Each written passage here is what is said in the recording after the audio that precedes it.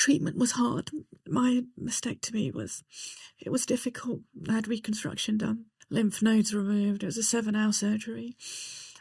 I had 12 lots of chemo, 15 radiotherapies. Wow. 4 surgeries I had in total. Gosh. Those 7-8 months, I did not know if I was going to live or die. Mm.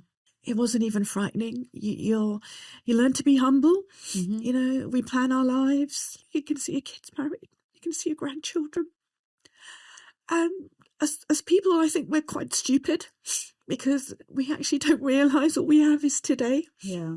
I can't change yesterday, so you forgive and you move on and you try not to repeat the same mistakes. You know, that's what parenting's about in that regard. Yeah. You take the good, you leave the bad behind.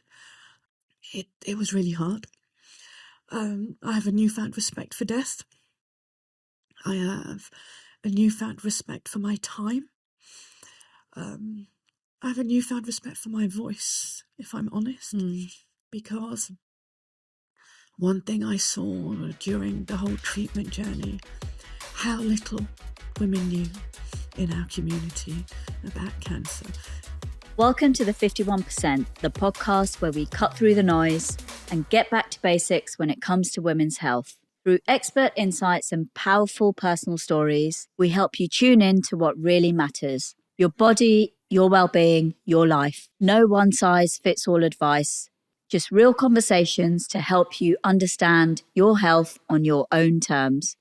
But before we dive in, I have a quick favour to ask. Please hit subscribe and join the 51% community on our website. It's free and it helps us grow, reach more women and create events that really speak to the health and wealth challenges we all face. And finally, just so you know, everything shared on this podcast is for information only. It's not medical or financial advice, and always speak to a qualified expert for support. Jay, welcome to the podcast. Thank you for joining me today. Could you talk a little bit about your journey from what you were doing before to what you're doing now? That will be great. Thank you so much. Sure. Thank you for asking me. I really appreciate it. This journey, I've done 55 years of this journey so far, and it's been definite chapters in life. I'm the eldest of 6 children. I'm Sikh, a child of immigrants.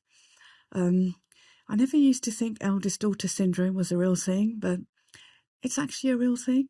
I looked after my siblings. My parents worked hard. Education was a way out for me. Yeah. So as soon as I turned 18, went to university, I loved science. I did my undergraduate degree in science. Then I did a master's in science, and then I did a PhD in cancer research. So it was quite evident the path that I was going to follow. I didn't go back home after when I left to go to university. So it was escape route. I think to be a child of first generation immigrants is quite a tough place to be in because they hang on to what they left behind. Yeah. But I'm born in London. I'm a Londoner through and through. You know, it's like I don't have any identity crisis of like who I am, but in some ways there's a dichotomy to the person that you are. So I'd come home, and it was very traditional, very cultural. Very, women, females are seen and not heard.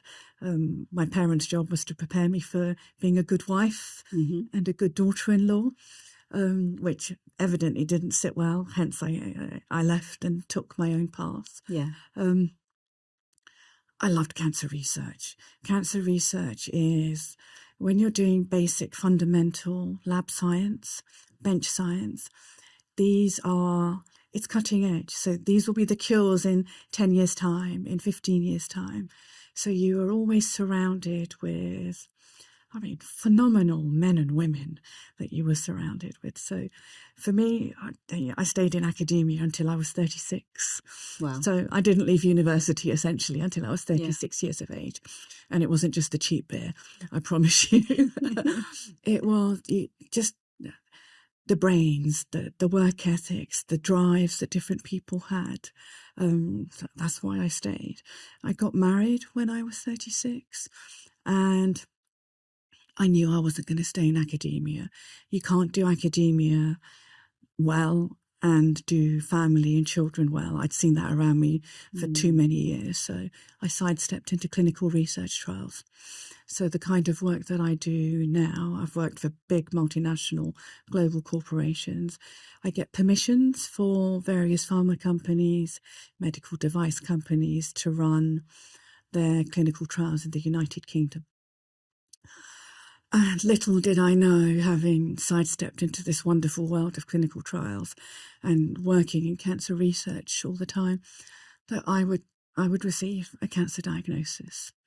So I have 2 daughters. We talk quite openly about, I'm jumping from chapter to chapter, but how I speak to my daughters and how I was spoken to as a daughter was very, very different. Yeah. So, where we talk about everything, no topic was ever a taboo topic. But I remember when I'd been to the gym, I'd had a fabulous spin class. I was coming home, I came home, I showered, and I felt a lump in my right breast.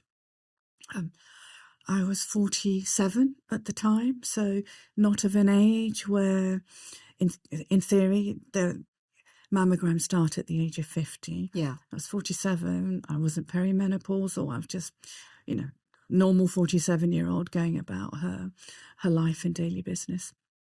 Did you say you weren't perimenopausal? No, I wasn't. No. Wow. So you kind of follow your mother's pattern. Yeah. And I knew it was coming, but I wasn't. There was no indication of hormone dips, etc. Yeah. None of that. But when I felt that lump, I knew it was malignant cancer. Literally, I always remember the phrase circling the drain. I'm standing in the shower and the water's going round and round. And I went in and I felt it again. And it was real. So essentially called a friend of mine and we went straight to A&E, to our local A&E. And obviously they start the 2-week cancer clock. So if there's a hint of that it may be a malignancy, that's what happens in the NHS. Well, back in 2017, that was the case at the time. I was lucky enough to have private healthcare. So again, there's a story behind the healthcare. I worked for a global corporate. I had medical insurance. Yeah. And then I decided I wanted to set up my own company and do what I did on my own. And I said to my husband, let's take out medical insurance because, we're still relatively young, no pre-existing conditions. My husband's from Yorkshire. And like I say, the man's out of Yorkshire, but Yorkshire ain't out as a man in that regard. Oh, you're going to waste £2,000, however, X amount, and you're never going to use it. And I said, let it be. Let's let it be. And I swear to you, we took out the health insurance in July, and the following March, I started billing, for want of a better description. By the time my appointment for the NHS came round, I'd had my scans, I'd had my biopsies done. I'd been to like a one-stop shop breast cancer clinic where you go in with a lump, they do a mammogram, they do an ultrasound. And my ultrasound wasn't done by a radiographer, it was done by a radiologist, so she was a qualified medic. And I spoke to her and I said, can you, looking at these images that you see on the screen that I can see as well, can you tell if it's malignant or if it's a benign lump? We all get lumps and bumps as women through our monthly cycles. And she goes, do you really want me to tell you? She goes, 95% certainty. This is a malignant cancer. And there was this beautiful young nurse. All I remember, she was heavily tattooed. She had like sleeves done on both her arms. And to this day, I still don't know her name, but we know each other so well because she wiped my tears. My husband was outside. Your life changes. I can't tell you, and I'm going to get emotional now. Your life changes in a way that you think you've been through stuff, but going through a cancer diagnosis, as a parent, was the hardest thing for me. My good daughters were 9 and 10 at that point in time. Yeah. You know, I work in cancer research. At that time, it was a 1 in 4. Yeah. Right now, it's 1 in 2. Mm. But we didn't. Up until the point that until we received the diagnosis that it was stage 3 breast cancer, that it had spread to my lymph nodes, we weren't going to tell our daughters, because if I wasn't going to lose my hair, it was just going to be surgery and maybe radiotherapy. You don't want to traumatize a 9-year-old and a 10-year-old. Mm. But as soon as we found out that this is going to be 12 to 15 month slog, and there was no way that you could hide it, I was going to lose my hair, we had to tell them. So my eldest daughter, she has a very pragmatic approach to life. So she was 10 at the time. So, Mummy, I know you've got cancer. I've seen the leaflets. Are you going to die? And I said, no, we're going to do chemo. We're going to do surgery. You know, you're not going to say, yes, that's an option, because, again, you don't want to traumatize your child. And she was fine, because I'd given her the response that she needed in her head. My 9-year-old was, but people die of cancer. Are you gonna? She took it so much more on a emotional level, and we, again, being open about it was our saving grace in some ways, because I've met so many women who weren't open about it, and it's a hard journey, but having to undertake this path on your own and not have like your village, your tribe around you. It must be an impossible journey. Telling my parents was really difficult. Couldn't do that over the phone. I went and told them face to face. It was the Easter break, so we drove over. My mum was like, oh, don't worry about it. It's nothing. You know, you haven't got the pathology yet. Obviously, they weren't the words that she used. Oh, you haven't got your results in. Just wait. It'll be nothing. It's like, Mum, you know, you need to listen, and you need to listen. This isn't going to change, whether you accept it or you don't accept it. This is happening. There's no running away from it. My dad's very emotional, and he was in tears, and his emotion is expressed in his physicality, as in he'll get ill, and it's like this. You can't take this. You can't make this about how their feelings without sounding selfish, because at the age of 47, I think I was selfish for the first time in my life. You know, I wasn't looking out for my siblings. I wasn't looking out for my parents. I wasn't trying to be that uber high achiever that, you know, does well at everything. You know, as you know, you're of Asian background, you know. And these aren't even said pressures. These are the unsaid cultural pressures that exist. That just exist and just are. It was actually very hard, but at the same time, you know, I talk about it with my husband. It was probably the best year of my life in some ways, because I was the centre of my parents' life in that regard. I did it. Treatment was hard. My mastectomy was difficult. I had reconstruction done. Lymph nodes removed. It was a 7-hour surgery.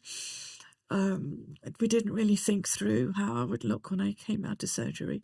So my daughters were there, and they came to visit me in hospital, which was, I think, a mistake, because you're beep beep, you're on oxygen mask, drips left, right and centre.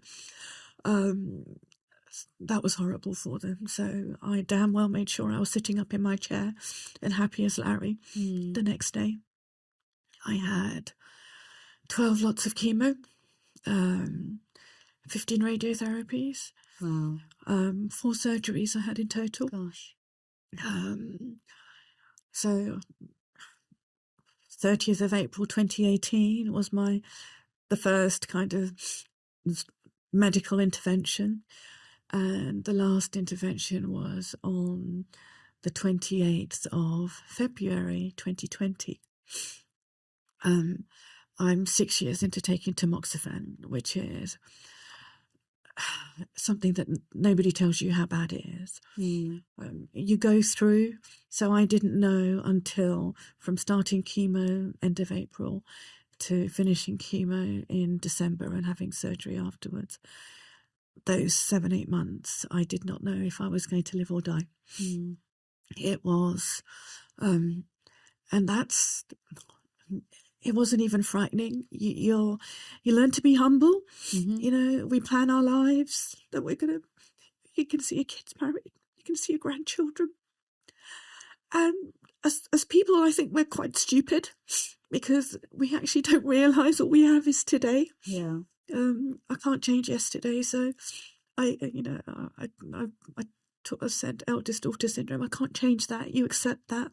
You forgive and you move on, and you try not to repeat the same mistakes. You know, that's what parenting's about in that regard. Yeah. You take the good, you leave the bad behind. But not knowing if you are going to be here 1st of January, if 2019 was going to be your last year, it was really hard. I have a newfound respect for death. I have a newfound respect for my time. I have a newfound respect for my voice, if I'm honest, because one thing I saw during the whole treatment journey, how little women knew in our community about cancer. I mean, we're five daughters. Yeah. Do you think the word boobs or breasts were mentioned in my house? It just wasn't done. Yeah. You know, you'd talk about it in a roundabout way, but it was never a direct conversation. Yeah. And 70,000 women are diagnosed every year with breast cancer. Predominantly white women are diagnosed, but the mortality rate in South Asian women and Black women is much higher. They're diagnosed much later. They receive much harsher treatments. I mean, if I'd been some of the women that I'd seen along the journey, and I'd left feeling my lump and not going in for 5 months, I wouldn't be here. My oncologist says, you wouldn't be here. My cancer was aggressive. Yeah. It was fast growing. It's already in my lymph nodes, so it had started its potential metastatic journey. But you mentioned that, you went straight to A&E. Yeah. Right? So by the time, you went in, and luckily, you had private medical insurance. So you obviously, it was pretty fast tracked. Yes. And you said there was quite a big gap between your NHS appointment. How long was that gap then? It was 14 days. So having 14 days of not knowing whether you had cancer or you didn't have cancer is the mental damage that does you as a person. I can't even begin. I couldn't sleep. Yeah. From the day of the first clinic that I went to have my first scans and potential diagnosis, started I'm 7 years into taking sleeping pills because you can't sleep. There is no peace in your sleep because you don't know if you're going to wake up. Yeah. And those, until the point that you get your diagnosis, you're in this no man's land. Yeah. And nobody can do anything for you. I have a wonderful family. I have a fabulous, my support network is great. I've been blessed in that regard. But they can't do anything. This is the loneliest path that you ever walk on. And it's a difficult path. And we make it so much harder by not. If we talked about it, I mean, if I hadn't worked in cancer research, if I didn't know that, it's my lump was irregular in shape, my lump was painless. Cysts tend to be circular and they tend to be painful, and and they're benign, right? And I'm like, I know this isn't good, right? But if I had just left it, my outcome would have been a lot worse. But there are so many women, educated women. It's not about being, when I say educated, it's not degrees. Women who know about their bodies, who know about stuff, who are, if they are educated, fabulous. Yeah. But they will ignore the signs of what their body, it's, oh yeah, I've got to do the school run. We've got a wedding coming up. Yeah. We've got this. Oh my God, my husband's traveling next week, so he's not there to help me with A, B, and C. How the hell are you meant? When does it ever become about you? It has to be about you at some point, because if you look after your body, you attend screenings, you talk about it, you educate your daughters if it's breast cancer, your sons also. Yeah. Then maybe you don't get to a stage 3 breast cancer diagnosis. I mean, I was out of the normal parameters. 47 is a young age to be diagnosed with breast cancer. And it was stage 3. And it was stage 3 already. Is that because you missed the lump? I didn't feel it before. You didn't feel it before. I didn't feel it, But you were checking. But I was checking. You were checking regularly. I was checking regularly. Right. And that's because I work in cancer research. Yeah, of course. Yeah. Right? That's the reason why, because like I said, it's not a normal conversation. But women, South Asian women, Black women, they need to talk about this. They need to they need to normalize the conversation in the family. I mean, now if I say to my father, I've got a mammogram, get my boobies, boobies need to be checked out, or non-boobies as the case may be. Right? So you don't use the word boobies. Breast is the correct word. Yeah. But that's like a norm. Now it's become a normal conversation, right? Or if, my dad's in his late 70s and it'll be, I'm getting up. I'm going for a pee 2-3 times. Like, Dad, you're of that age. Go get your prostate checked out. Yeah. Go get your PSA levels done. So, because information is power. When I was first diagnosed, I had one family member say to me, bad karma.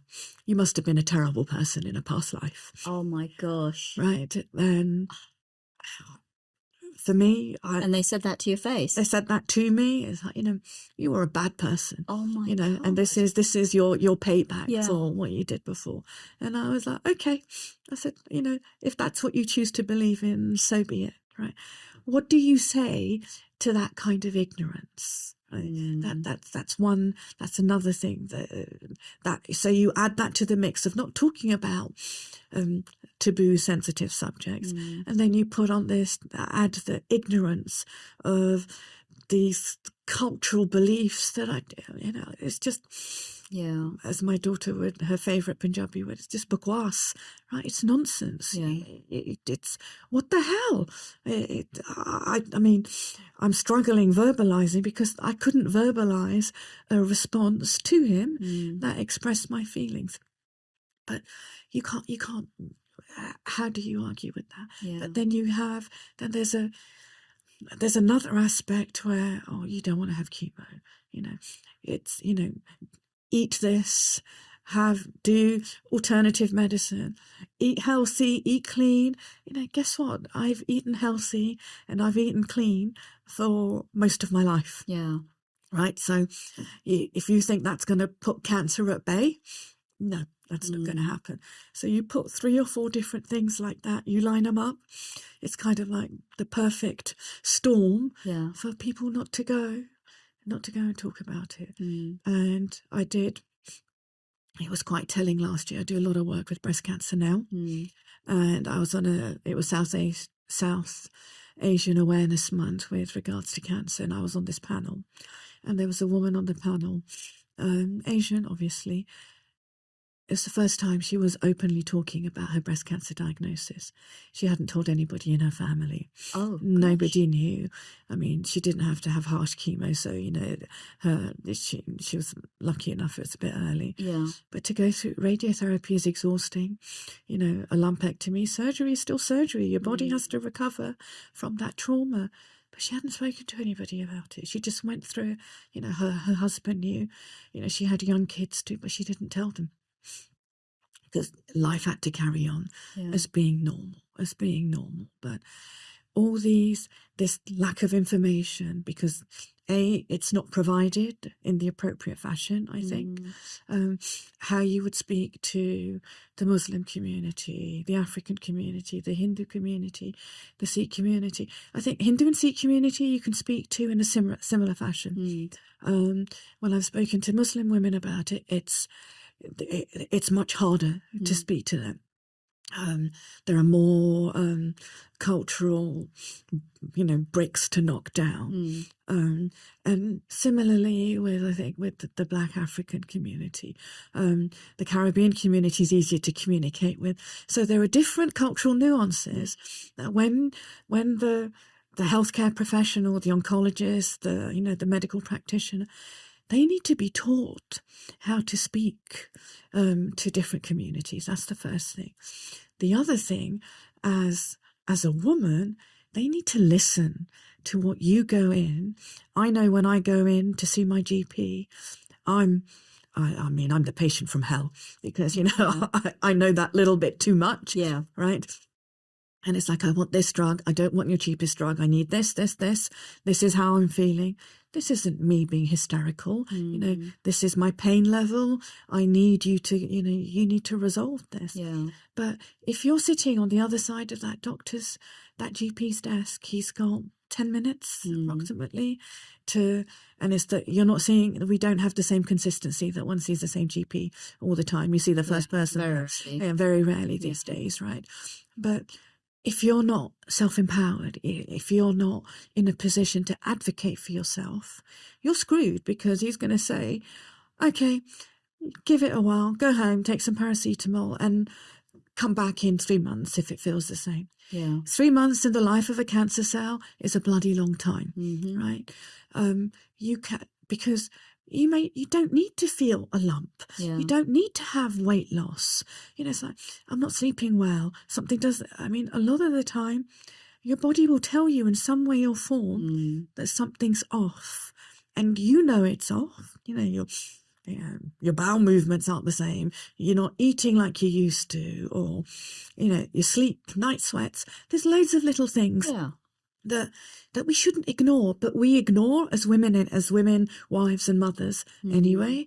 And then when you go to the doctor, he or she is going to ignore what you're feeling. Yeah.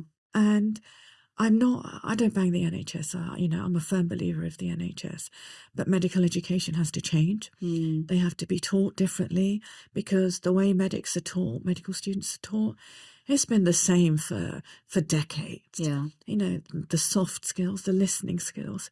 And they're under-resourced. They're on tight timelines, tight budgets.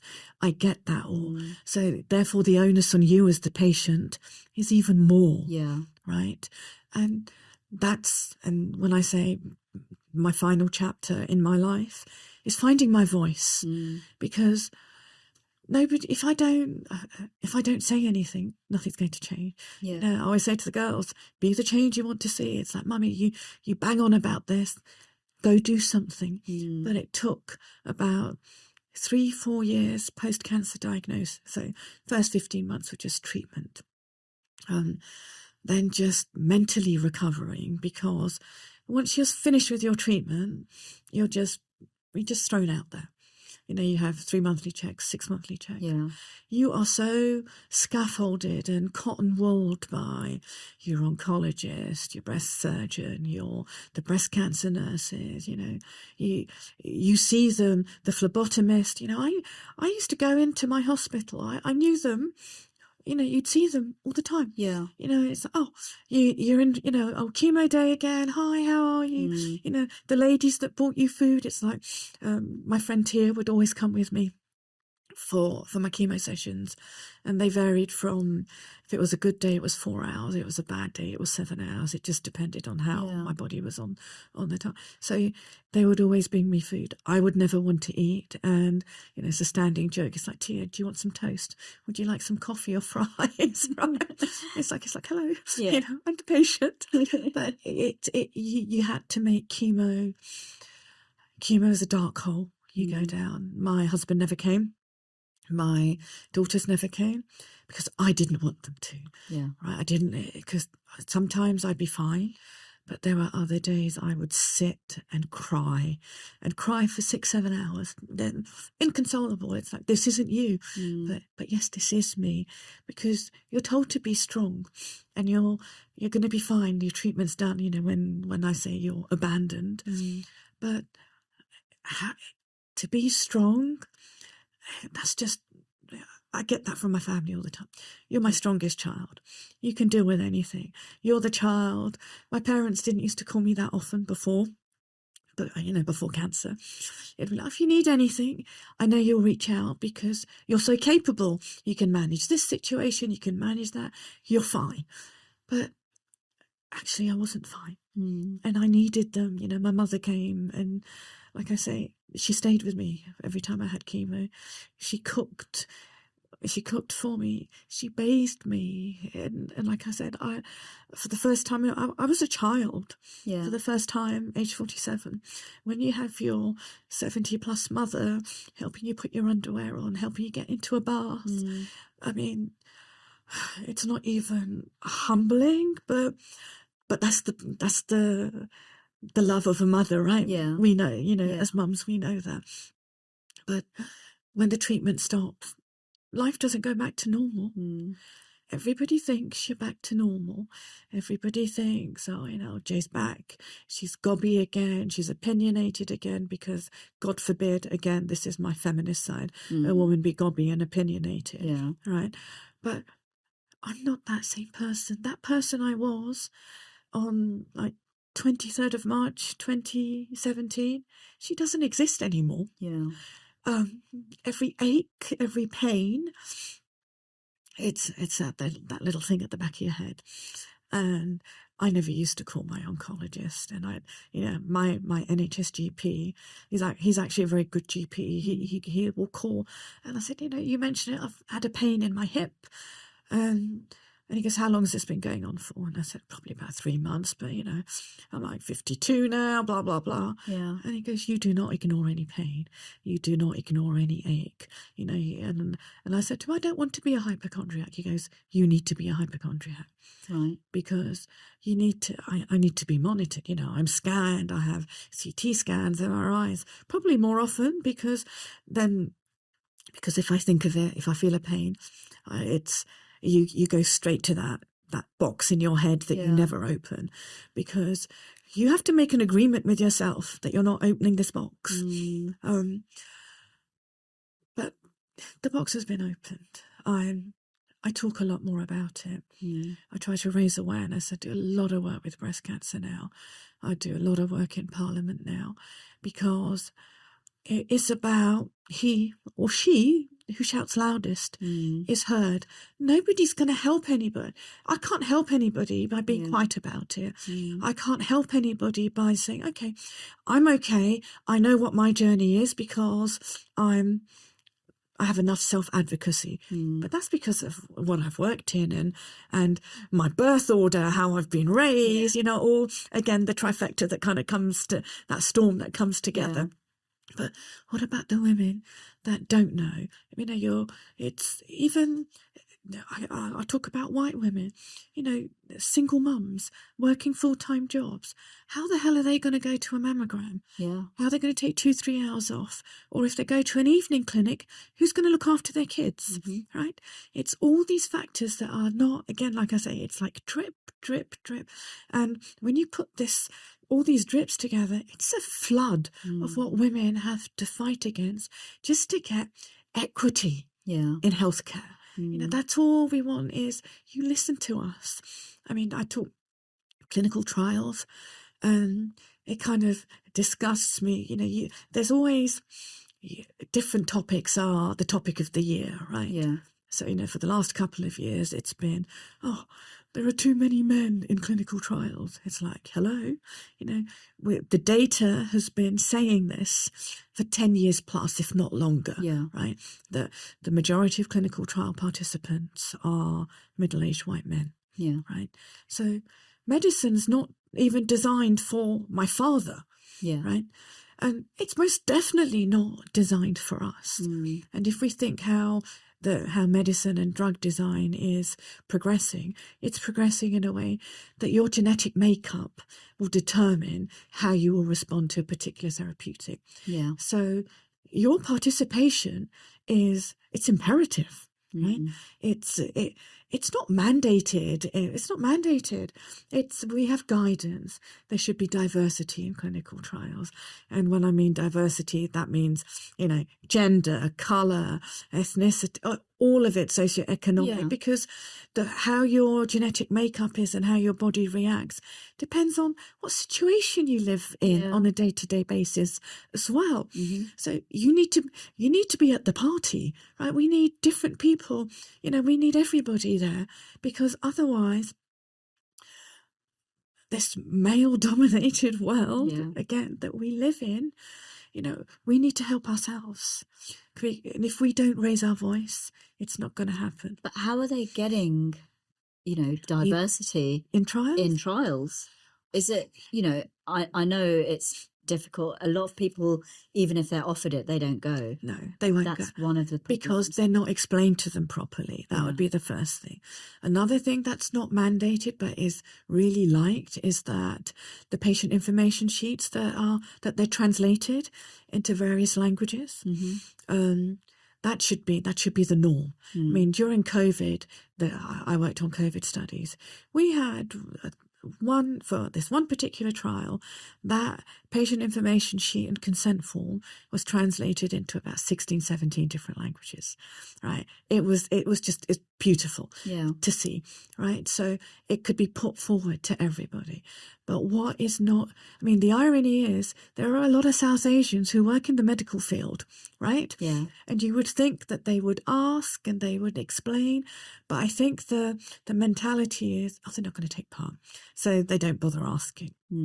But you have to explain it to them. If you're, I don't know, going, it's the cultural nuances. If you're going to lose your hair as a Sikh, it's really important that you explain it's a part of your, especially like with the men who wear the turban and their beard, it's part of their identity. You can explain to them, we're not talking clinical trials, chemotherapy, that you're not going to lose your hair with this particular drug. Or there are ways that we can, you have the cold cap, that you can put that on your head and your hair loss is greatly reduced. It's not, you can't get rid of it completely. There always will. But you have to talk. If you don't give them, again, it goes back to the information. If that information isn't given in the right tones, by the right people, I don't want... I'm not the right example. My mother will be so much happier taking part in a clinical trial because of the information that I give her. The information. My father he'd put his hand up, because if you're part of a clinical trial, and a lot of the Asian community, they're hypochondriacs. This hurts, that hurts, blah, blah, blah. But when you're part of a trial, you are so closely monitored just to see, we check your blood pressure, we check your heart, everything. So you may actually find out stuff that's wrong with you that you wouldn't have known if you hadn't participated in a clinical trial. And some clinical trials, obviously the cancer ones, they're harder. And obviously people take part in those when standard of care isn't working and this is the only option left to them. But please take that option. Don't leave it in the hands of the gods, because God gave us a brain to use to design these drugs, to make these drugs, and to help you. So go down that route, because the number of miracles that I see take place because of clinical trials on, weekly, monthly basis. As Joe Public will see it in the news, but I'll see the publications when they publish their data, they publish their results. And, these drugs do work because the way we design them now, we know so much more about how DNA works. We know so much more about things at the molecular level. So the way our drugs are designed, it's far more accurate, right? So you go on that clinical trial if your standard of care cancer therapeutics isn't working. If there's a new Nurofen or a new paracetamol type drug, just try it out, right? You never know. And if it doesn't benefit you, let me tell you who it will benefit. Your grandchildren, your children, your grandchildren, your great-grandchildren. So you have to be part of that trial as an ethnic minority, as a woman, so you can help future generations, because at this moment in time, we're not doing enough to help these future generations. Yeah. So that's where we go back to voice. There's a lot of, kind of, I guess, people fearing going down the clinical trials route, and also fearing or, being more kind of averse to taking drugs and want to go more down the natural route. Which is fair enough. It's everything's a personal choice. And, okay, I'm just comparing a common cold now. Yeah. Okay. So if I've got a common cold, I'd try not to take paracetamol, and I will prefer to take some honey do and my, lemon, some ginger. exactly. And make up my kind of Indian Ayurvedic concoction and drink that as long as I can. And of course, yes, if I need paracetamol, I will definitely take it. But it's hard, now that you've said that, because it has made me think that I think there are a lot of women and people in general scared about going down the clinical trials route, and just generally they're not really open to taking drugs in just to be normal, honest. for simple just things. even simple I things. mean, like you say, the Ayurvedic natural route, it has its role to play. Yeah. Right? There are so many medicines that come from nature, right? Yeah. So we can't ignore that. Diet has its role to play. If you're going to eat crap, you're going to put crap into your body. You're putting bad fuel into your Ferrari. It's not going to run at its best. Yeah. Right? So good, clean eating has a role to play. But medicine, I mean, if there is something that takes away your pain, why would you not take it? Why would you sit and suffer? Yeah. Again, if you want to kind of put like the cultural, religious, I always say, God gave me a brain. God gave me a brain. God gave these scientists, these medics, brains to design these drugs. This is our free will. He's given us that. We're making use of it. Why would you not take it? So it really is talking about it, because the more the conversation is normalized, the easier it's going to be. And we need to normalizing the conversation, giving them the information in a way that they understand. Because again, my poor parents are always used as examples. Watching YouTube, TikTok, right? This is not validated, fact-checked information, right? They're selling you snake oil, right? You need to, because that's what it is. And sometimes that's going to do you more harm than it's going to do you good. It's like if my father will send me something, it's like, okay, Dad, let's go look at this. If I explain it to him, this is what this study says. No, Dad, this is nonsense. This is made up of this wonder pill that's going to make you feel like 50 again, contains this. Well, actually, that's just all nonsense. But if it's explained and they're told, so let's make use of WhatsApp, TikTok, YouTube, but with the correct information. The majority of that information out there is not true. Do you want your surgeon to learn his techniques from YouTube? Right. I mean, that's absolutely not. Absolutely not. So why would you take what they say as gospel? And you can't. And it always goes back down to communication and information. We can use WhatsApp. We talk about it. I've been doing a lot of work on community radio in the East End. And we talk about all the taboo subjects that nobody wants to talk about. We talk about alcoholism, elder abuse, sexual abuse in the Asian community. Mental health, male mental health is an issue. I think just generally male mental health, but especially in the South Asian community.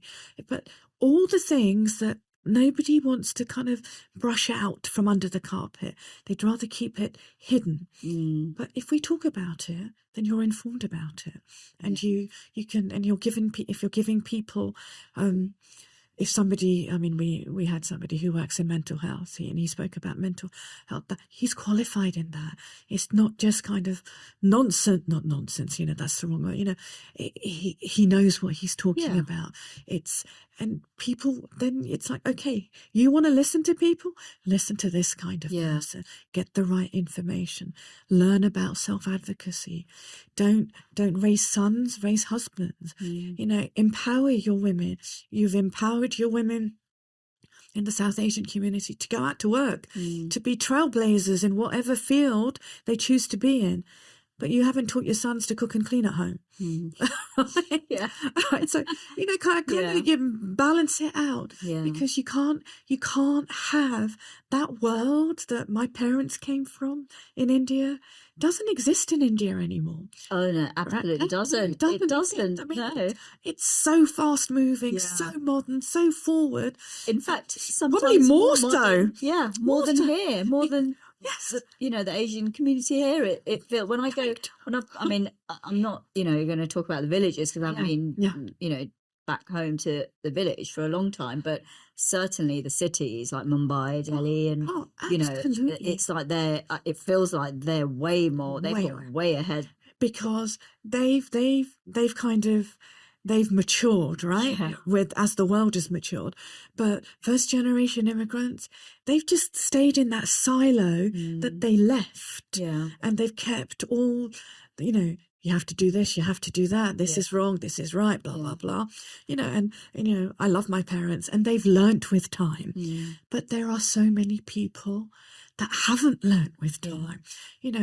I know, there's family members, educated, still didn't go to the doctors. They knew something was wrong, but left it because other family stuff was more important. You don't do that. Right? As a female, as a mum, you're the glue. You're the CEO of every freaking household. And if you can't look after yourself, you're not going to be able to look after your family. No. If you don't teach your family, your daughters, and I know I bang on about daughters. I only have daughters, but you have to give them the power to use their voice. And I know I have mouthy, opinionated, well-read young women that are my daughters. And they'll be fine because they've been taught that. But if you're, don't speak, man speaking, like, no, that doesn't exist in my world at all. And that it's still there. I see it, and it's still there, and it actually makes me very angry. It's got to the point where now I don't care. Now I'm at the point of I take each day as it comes. Tamoxifen is hell. Nobody talks about tamoxifen. I'm on it for 10 years. I've done 6 years. What is that? Tamoxifen is a drug that women who have estrogen receptor positive cancer. So my cancer grows in estrogen. Estrogen makes you all good and happy. Estrogen is what you lose when you go through menopause. Right? That's what makes you crazy, the hot sweats, you become unbearable. But my cancer grows in estrogen. So I take drugs to suppress any baseline estrogen that I have now. But that means I'm in perpetual menopause. I'm hot, I'm cranky, I can't sleep, I have chronic insomnia and sleeping pills. So it's you learn to live with all of that. I live with that, but it's not going to make me shut up. That is actually going to make me actually be louder. Just put myself out there because I'm sick of being quiet. I'm sick of kind of being. I'm not a rule breaker, though my family would say to the contrary. I'm not a rule breaker. You always want to please. There is something inherent as the eldest child, as an Asian daughter, to want to please. But I don't want to please anymore.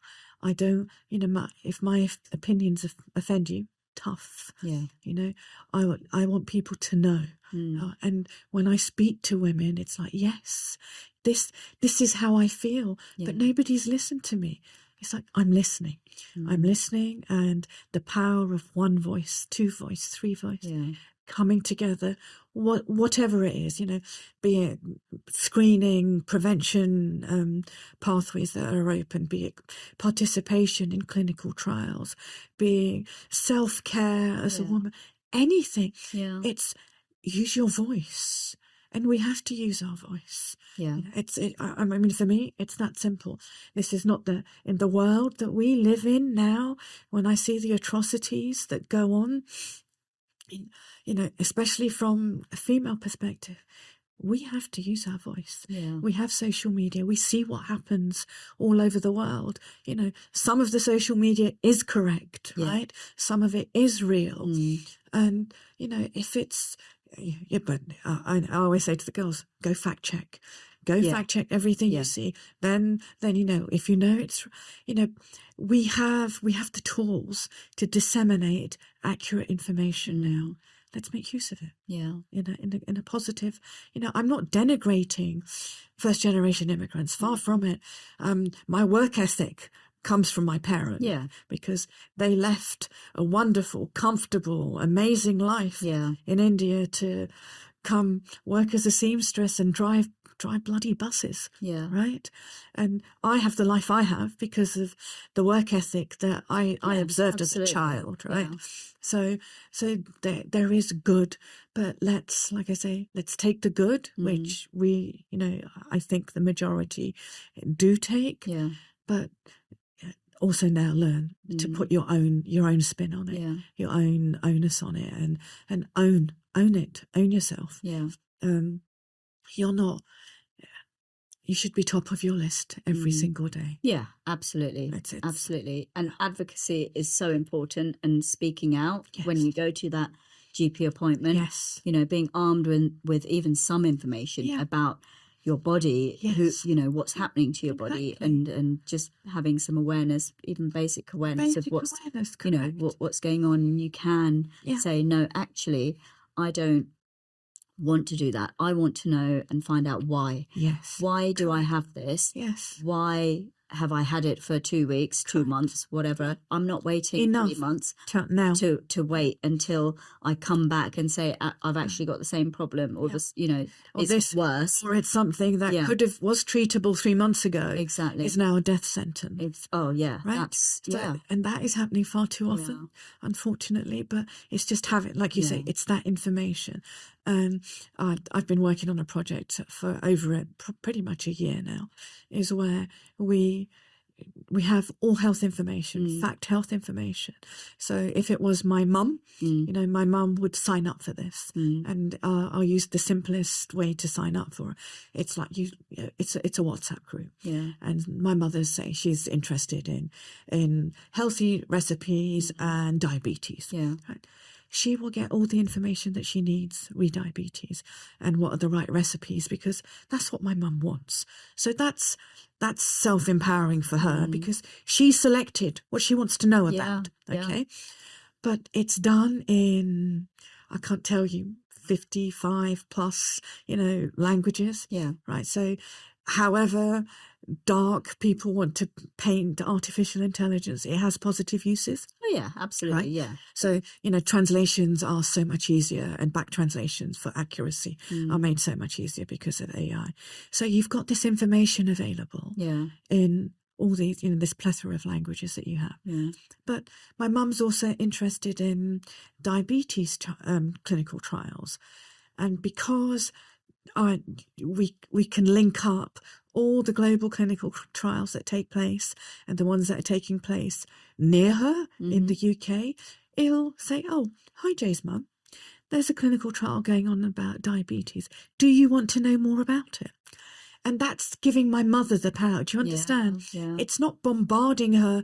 There's no point bombarding a person with all of the information about every disease, because we don't care about every disease. You only care about the stuff that affects you. Right? We're humans. We're selfish just by nature. And if you pick what you want to know about, and you decide, I want to have exercises to help me with my plantar fasciitis, she'll get those exercises in the language that she wants. She wants information on diabetes, she gets that in the language that she wants. Clinical trials, because the way everything works behind the scenes, it'll be like, Jay's mum's interested in this, let's ask her if she wants to take part. Because that's giving them the information to be self-empowered and to self-advocate for themselves.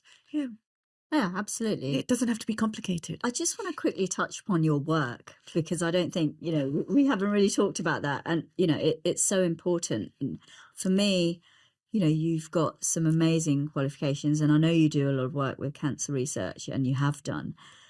Now, you already knew a lot of information. And for me, one thing that baffles me, and it still baffles me, is how have we gone from 1 in 7, 1 in 8, whatever, to 1 in 2? Yeah.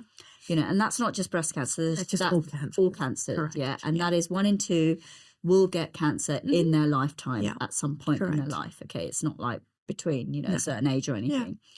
How have we gone from 1 in 8, whatever, to 1 in 2? Okay. And why, with all the research, it just baffles me, with all the research, the money and all of this. What's going on? Okay, so first of all, we live longer. Okay. Yeah. So a 5-year-old car versus a 75-year-old car is going to have different issues. Our diagnostics are so much better. We can diagnose, we can diagnose the different cancers. We can we're talking about cancer. Yeah. The diagnostic tools are so much more accurate from even like 20 years ago to what they are like to now. Yeah. So to 40 years ago, I mean, if you go back to the 1950s, 60s, people used to die. I mean, like coal miners, they would die young, they had a cough. It was probably some kind of asbestos-based cancer, lung cancer. They weren't diagnosed. It wasn't put on the death certificate, right? Cancer treatments are always thought they're arduous, they're tough, and yes, they are. But cancer's not the death sentence. So cancer's going to is in some ways, and I sit here as living proof of that. You can get a cancer diagnosis and still go on and have a normal life. It's like rheumatoid arthritis. It's here, and it's here to stay. But we're a generation that. So maybe we didn't know about how bad the coal mines were, but we ate better. Yeah. Right. We moved better. Yeah. Right. We don't eat as well now. It's all convenience food. I mean, ultra processed food. Yeah. I mean, did we ever talk about the Yucca app? No. So it's right. You can see what's in food, whether it's clean food or bad food, convenience foods. So cancer's multifactorial. It's always been multifactorial. It's your genetics, it's your nature, so your genetics, your nurture, how you live, your exercise, your mindfulness, stress. Look at the levels of stress that we live under. Stress causes inflammation. Inflammation's a big cause of cancer. Yeah. Right? And it's all these different things. It's like the domino effect. We probably only had 2-3 dominoes that would probably killed over. Yeah. Now it's quicker for 6-7 dominoes to keel over. Yeah. Right. I mean, I know my diet was good. I was my exercise. I like exercise. So I was always moving. I was very self-aware. Okay. Stress.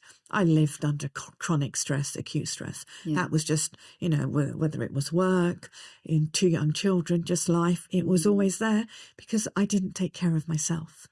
So some things that's why it's here. We have to take self-care. If we take self-care, we're putting off that cancer diagnosis. Yeah. But if you're living to 80 to 100 years, right? The average lifespan in my area is 83.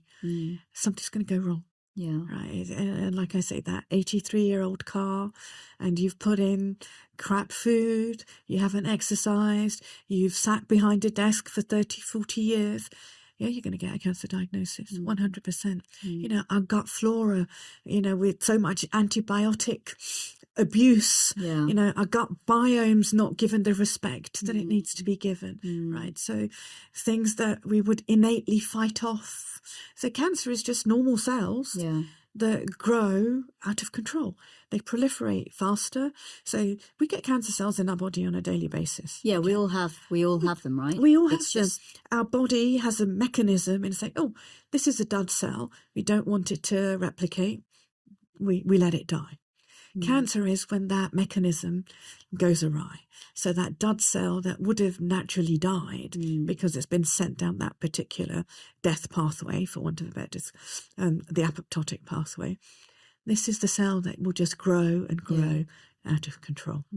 So that's all cancer. I said that's all cancer. Cancer is very clever in that regard because it evades all these systems that we have within our body and it continues to grow. But if we had the gut flora and we've got rid of it, that's one pathway that's kind of not working correctly. Right? So it's, like I say, multifactorial. You know, better diagnostic tools. We're living longer. That's it. No, I mean, you talk about obviously eating well, and you know that there is, you know, you walk into a supermarket these days and it's kind of, I would say 90% of the stuff in the supermarket is full of crap. Yes. You know, unless you buy the apple or the broccoli or the, you know, the whole food, the actual food, rather than something that's processed in some shape or form, right? So having said that, you know, I want to just ask you a quick question on, you know, there's these pillars of health, okay? You know, eating well, nutrition, movement, sleep, social connections, mental well-being. What would you say, if you could only pick one thing to focus on, and you know, because we're all busy and whatever, what would be that one thing for you that would kind of have a domino effect on other things? Movement. You move every day because these legs are going to be what's going to take you to the bathroom and what's going to take you to the kitchen to cook healthy food for yourself. You move. You go outside in nature. I used to have a 6-7 hour chemo session. I'd go for a 6-kilometer walk afterwards. Wow. Okay. I'd be out in the green. There is something, because movement calms the mind, reduces your stress levels. Right. So it hits on several different points for me. It has to be movement because we are sedentary. We are so sedentary now. Compared to what we were probably even 30, 40 years ago, let alone like before. You know, jobs aren't physical. For me, movement. Movement outside. I do my movement outside, so it's a double whammy. Yeah, of course, No, that's great. Thank you, Jay. Thank you so much for your insights and for sharing your journey. It's been great to have you on. Thank you so much. Thank you, Shreya. It's been lovely to be here. Thank you.